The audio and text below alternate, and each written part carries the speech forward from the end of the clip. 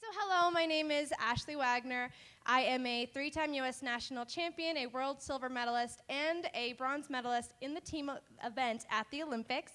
And, okay, thank you, yeah, keep that going. So I am really excited to be talking with you all today.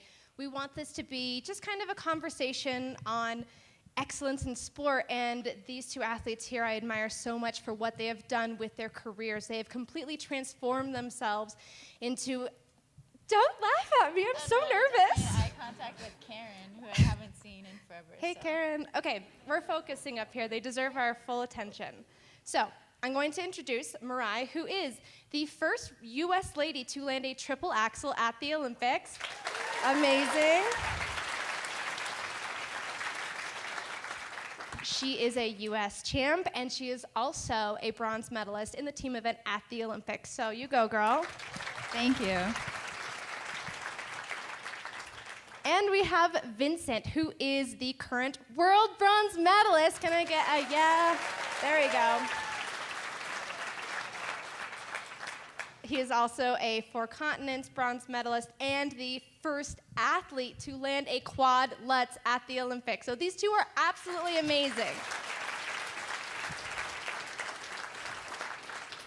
All right, now that we've got all our snaps and claps out of the way, I'm going to sit down and we're going to start this. So first off, guys, bear with me because I'm really nervous, and you guys, I want to impress you all. So thank you for laughing at my bad jokes.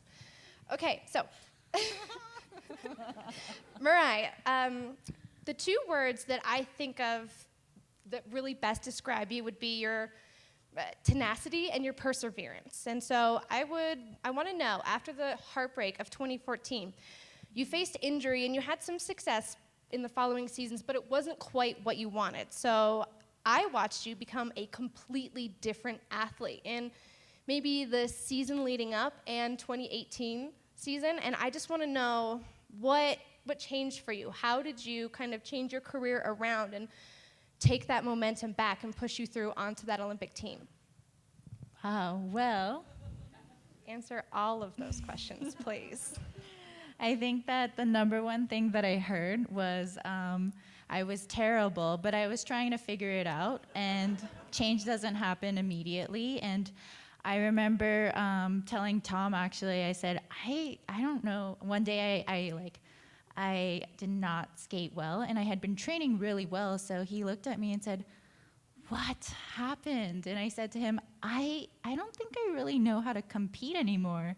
And he looked at me like I was crazy, and he said, "What do you mean? You've been doing this your entire life." And I said, "I don't know, I just got out there and was really scared, and I felt like I didn't know what I was doing and what I was going into, and I put my skates on, and I felt like I didn't know how to tie them. There were so many things going on."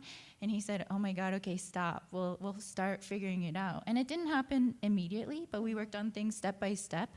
And it was kind of like algebra, because I'm not good at calculus. We had to put in each variable into our equation and figure it out until it started to work. Okay, but how did you even figure out where to start? I'm not good at math, so. Well, 2 + 2 is 4. Oh. But where did you guys, when you're like at the drawing board and you're trying to figure out what to plug in, where to start? You know, if you make all of these changes at once, you don't know what's actually working and what's not. So how did you guys figure out where to start?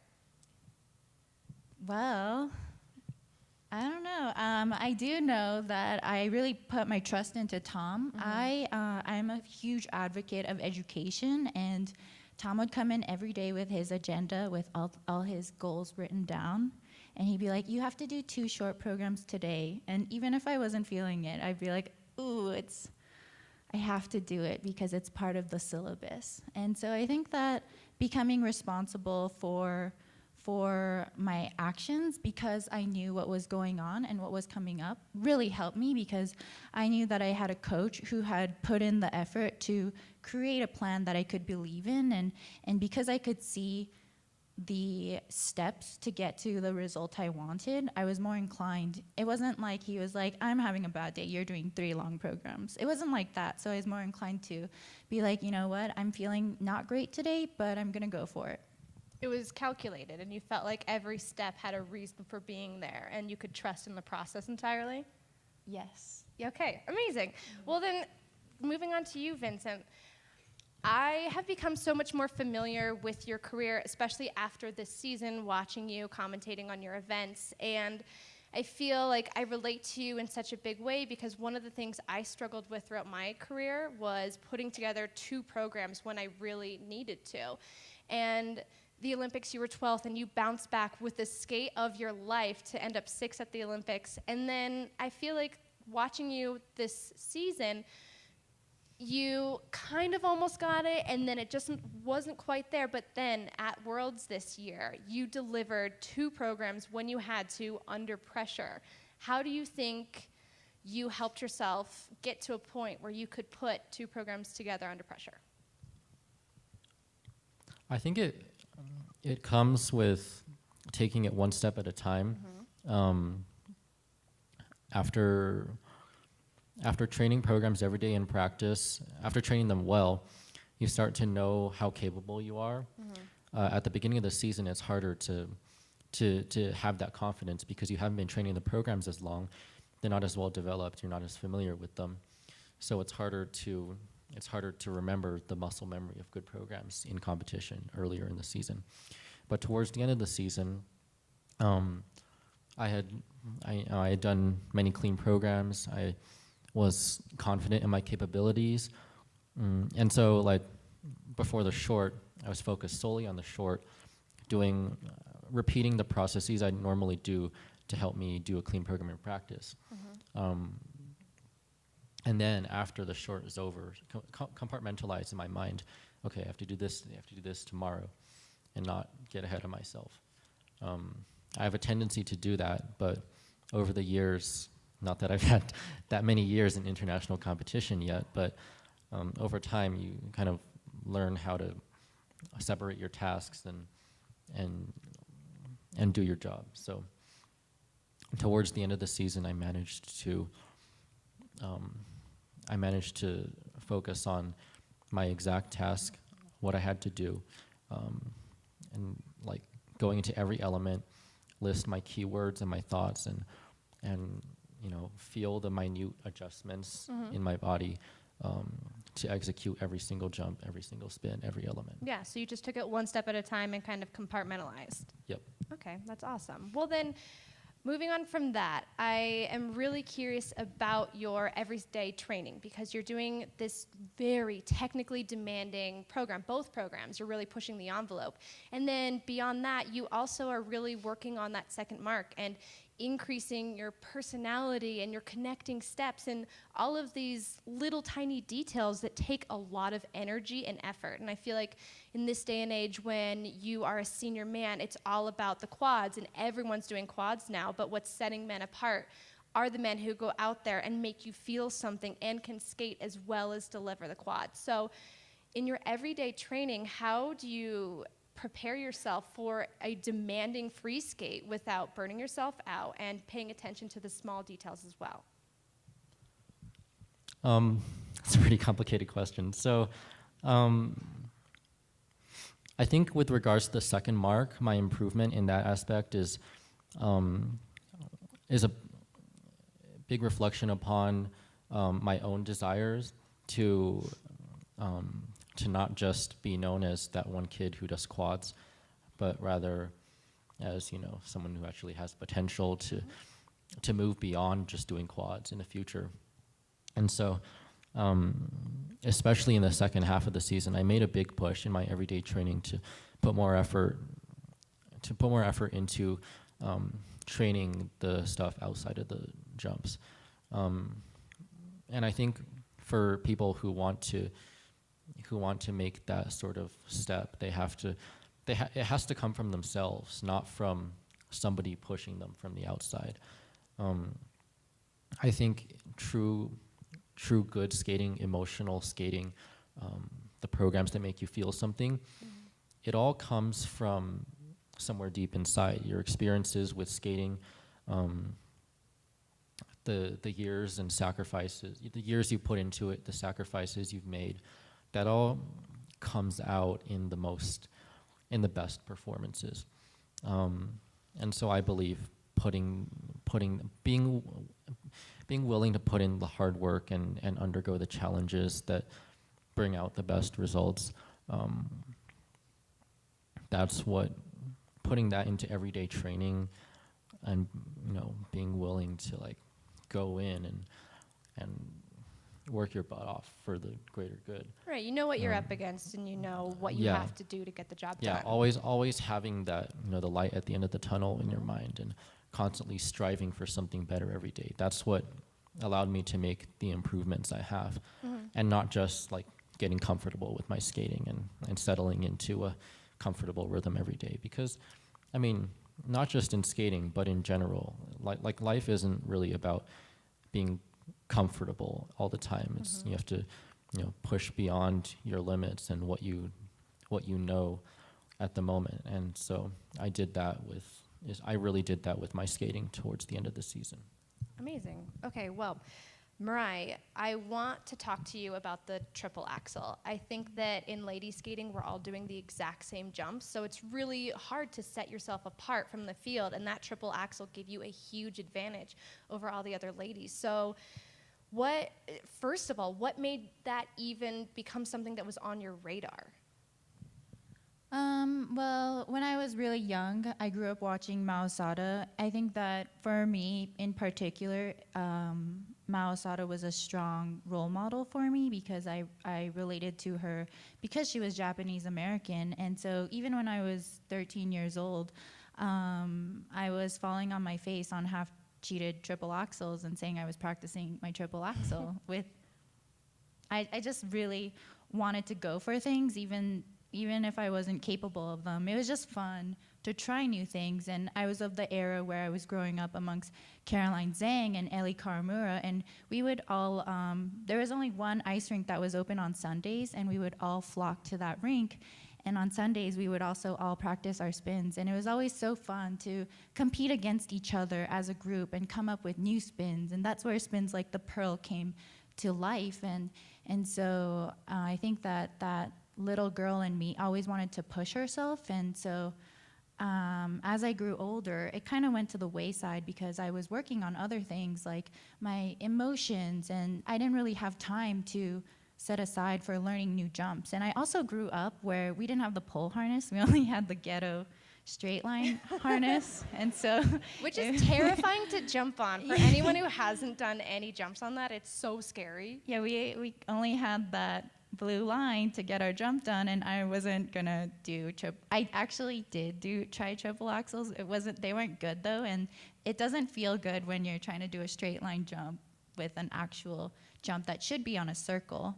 And so I think that with how technology has evolved, it's gotten easier to practice these jumps a lot more safely. And so I feel really proud that before the Olympic Games, I was the only one at the ice rink taking these nasty falls because I wanted to land this jump in a huge competition, even though I didn't even know if I was going to qualify. I was just taking the beating because I knew that if I didn't know, at no point in that year did I know that I had a guaranteed spot to the Olympics, but I wanted to know at the end of the day, whether I made it to the Olympic team or not, that I had put my everything into every single day of training. And so I think that undying faith that I was putting in that effort really helped me accomplish something huge. And to come back from the Olympic Games and to see all the other little girls start to try triple axels, and for even kids to come up to me and say, my triple axel is really bad, but I'm trying it because I saw you do it at the Olympics. That's something that's really cool for me. I'm not trying a triple axel, but I do admire Maybe you. a quad then. Yeah, okay. Have you seen my triples? There's a pole harness. I prefer straight line, thank you. Okay, so for me, I would go into my triple flip, triple toe every single time and be like, Lord, above me, please let this go in my favor. And going into, yes, people are laughing because someone has felt that. If you don't skate and pray, are you really skating? Okay.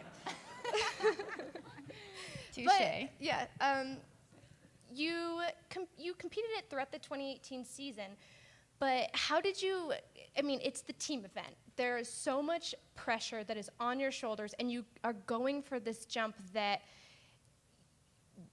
in competition that season, has been kind of rocky, up and down, and you nailed it when it mattered most. But going into that jump, the pressure that you felt, like, I want to know how you weighed whether or not that triple axel was going to be worth it for that event.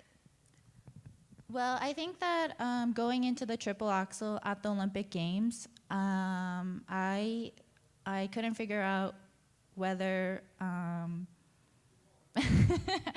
Oh dear Lord, that was kind of how I was feeling going into that jump. And if you take a good look at my Olympic Games team event performance, I look like I don't know how to skate going into the triple axel, and I felt that way too. I was tripping over my feet, and I thought, oh no, I don't know how to skate. You actually did trip, right? I did trip. Yeah, I was watching, was like, oh my God, girl. I almost went into the wall, and that trip was the moment that something in my mind changed. I remember it very clearly, and I said, oh my God, are you gonna really let this trip like take out this element? And I remember saying, no, this is not what I worked towards.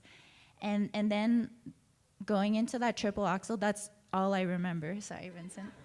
It was just kind of calmness. And even when I landed it, I don't really remember what I felt, because I think I truly let my muscle memory take over. Except I did see everyone go crazy, like just like jump as a wave, and I thought, oh, I did it, but I still have the rest of the program. and that was the one feeling I had, and then the rest of it again was kind of felt like the ocean. Like I tried to think of it as letting things happen and staying calm. And then this is my favorite Olympic story. Going into my last triple loop, I mean, we all know that the last jump is the hardest, because whether it's going well or whether it's going terribly, your legs feel like lead blocks. And I don't know why you're doing a edge jump for your, like, girl. Triple loop for your last jump? It's my favorite. Yeah, mine too, but you don't see that at the end of my program. Well, I was trying to rack up those points, girl. So going into that last jump, I was like, oh, I've been doing really well, but I feel terrible. My legs, I'm so tired. And I was just like, I don't know if I can do it. And out of the corner of my ear, the team box, remember, is right by the wall. And I hear Alexa go, you did it, girl. And I was, in my mind, I was like, oh no, she doesn't know that I still have one more element. She thinks I did it for the team. and so I remember laughing in my mind, like, oh, she doesn't even know. And I think that was the mental change that I really needed in that moment. And it gave me a refresher, because I stopped thinking and worrying about the future, because I was laughing about what Alexa said.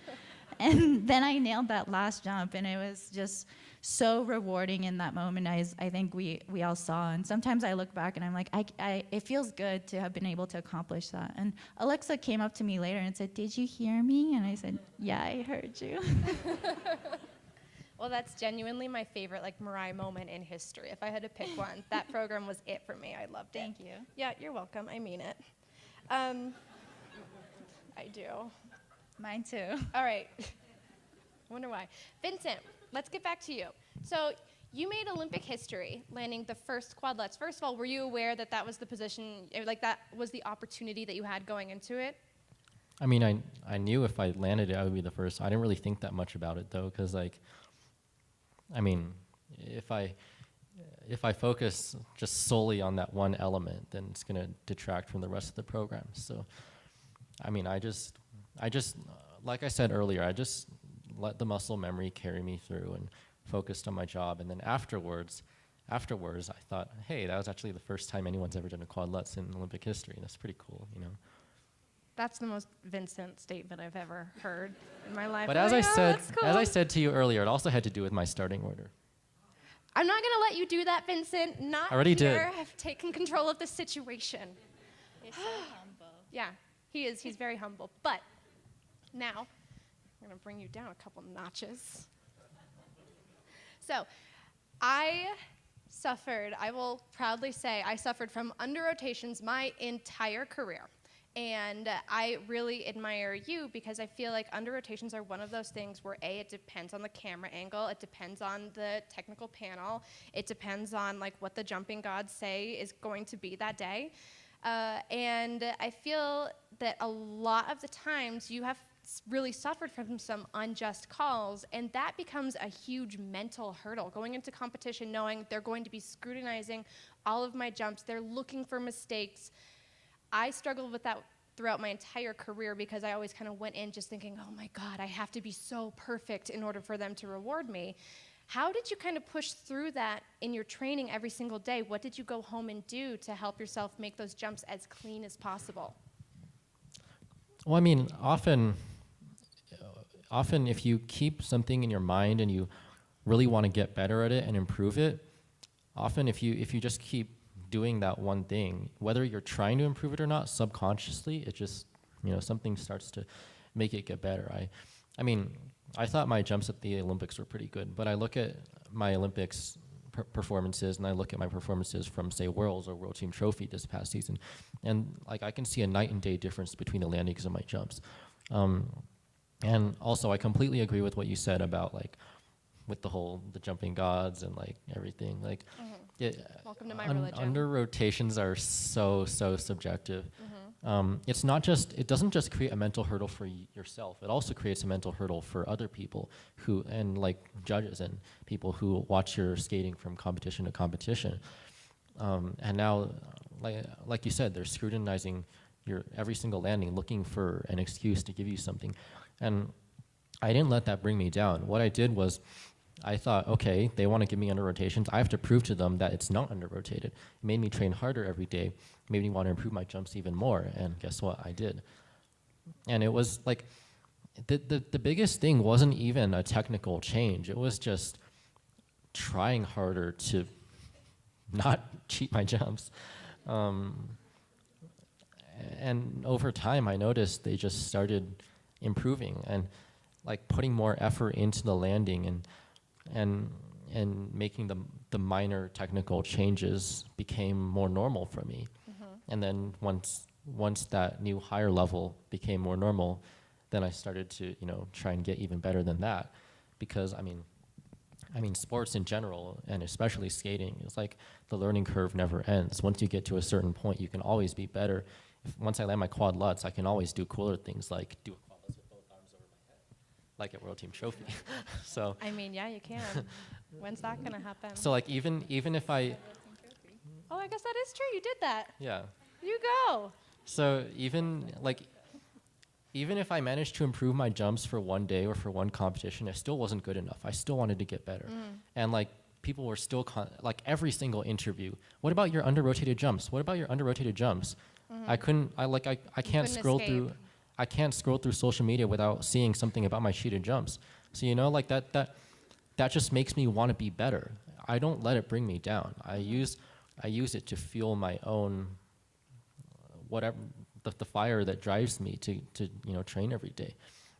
And I mean, I think succeeding in this sport, this is more moving beyond the question a little, but I think improving in this sport in general is more about your own desire than anything else. Yeah, I agree. We have to wrap up, but before we do, Mirai, you said something to me earlier today that I want you to tell them about staying hungry. Yeah, so we were once upon a time you guys. I know it's really hard to believe, but we sat through many speeches as well, and I think that it was a little bit hard sometimes to hear. For me, all I heard was, if you believe and dream, you can achieve it. And that's not the case. And I think our generation is about opening up about our problems and the things we faced. And so I don't think that, I love Michelle Kwan so much, but I don't think that she would tell you that she tripped going into her triple axel, And I think that I heard it completely from Vincent that there is always room to improve, and you guys have to always stay hungry And our sport is one of those beautiful things where it's constantly evolving and changing its rules. And I'm actually an intern at KBC7, and I have to do something called logging the games for sports. And I watch baseball, and I'm like, oh my God, 9 innings are so long. And I think I really love skating because the rules are always changing. And so I think that, you know, in conclusion, as the rules change, as athletes, we also have to change, and to stay hungry and to constantly have to improve yourself. Yes, it's tiring to fight a never-ending battle, but that is how we evolve as people. And we want to be Taylor Swift and go from a snake to a butterfly. And so I think that there's always room for improvement. Amazing. Okay. Well, again, thank you so much, you guys, for being such a fantastic audience. We hope that you have an amazing experience here at Jump Camp. And one more round of applause for these two history makers.